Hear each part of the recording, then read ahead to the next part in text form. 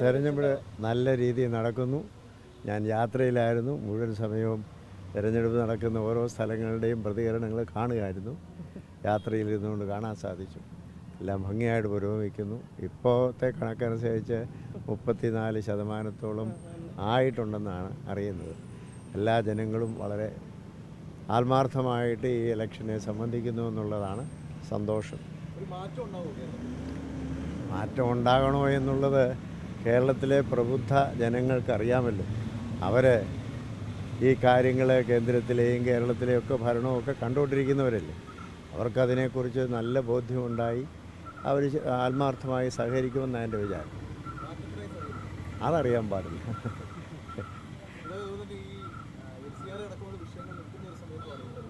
അതെ,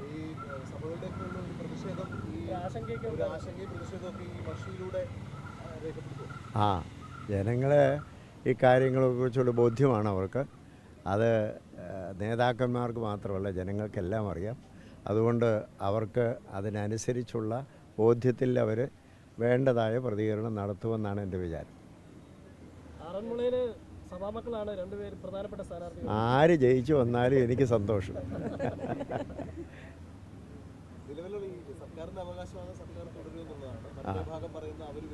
അതെ,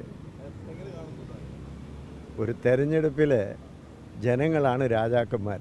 ഇന്ന് സ്ഥാനാർത്ഥികളെല്ലാം നമ്മുടെ അടിമകളാണ്. രാജാക്കന്മാർ തീരുമാനിക്കട്ടെ ആര് ഭരിക്കണമെന്നുള്ളത്.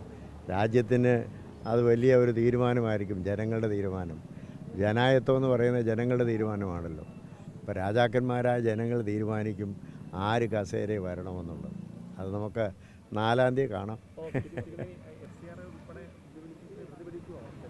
അതാ ഞാൻ പറഞ്ഞത്, ജനത്തിനറിയാം എങ്ങനെ പ്രതിഫലിപ്പിക്കണം ഇല്ലയോ എന്നുള്ളത്. ആ ജനം അത് ചെയ്യും.